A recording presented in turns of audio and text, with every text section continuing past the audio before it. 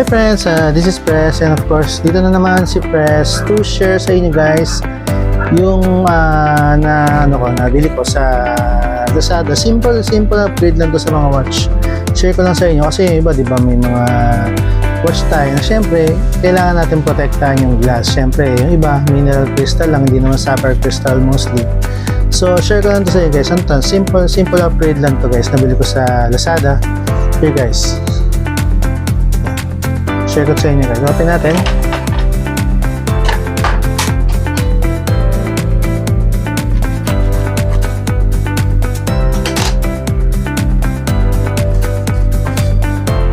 Yan guys.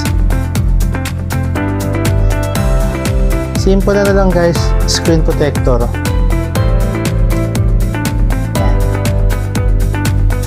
Kasay siya nung kakarating lang nito, kasay siya ng diameter ng watch natin. So open natin yung watch.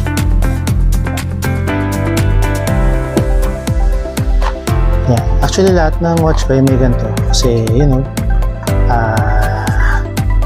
gusto natin yung mga investment natin maprotekta. And of course mineral crystal siya, so added protection na. Yan guys, saktong-sakto siya guys.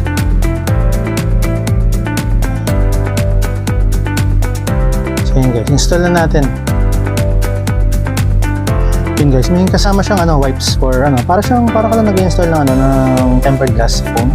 Yan, merong wipes, excess dirt, and of course yung excess siya, yung pupunasan mo yung glass syempre para mawala yung mga residue pa bago mo i-install, para wala mga bubbles, so para mag-dry siya. Yan guys. So yun guys, sakto-sakto. Actually guys, to, applicable to sa mga flat surface na glass ng watch. Yung mga dome watch like sa mga Swatch, hindi to applicable. So siguro hindi yung mga ganun, hindi applicable yung mga tempered kasi siguro yung mga plastic o yung mga nabibend pwede yun. So yun guys, sukatin muna natin. Yan, sakto-sakto siya for the watch.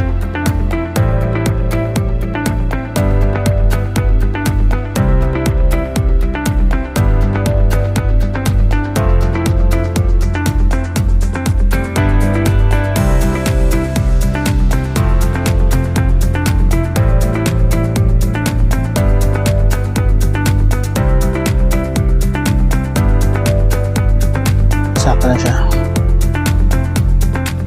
Protected yung watch. Sakto siya. So guys, yun guys, kung gusto nyo nang maprotektahan yung guys, mura lang to. Diba, added protection para na kayo naka-sapphire glass. So pwede na kayo magbortagulan sa relo. Yan lang guys. Yan lang. Press check. This is press checking. Added protection for our watch.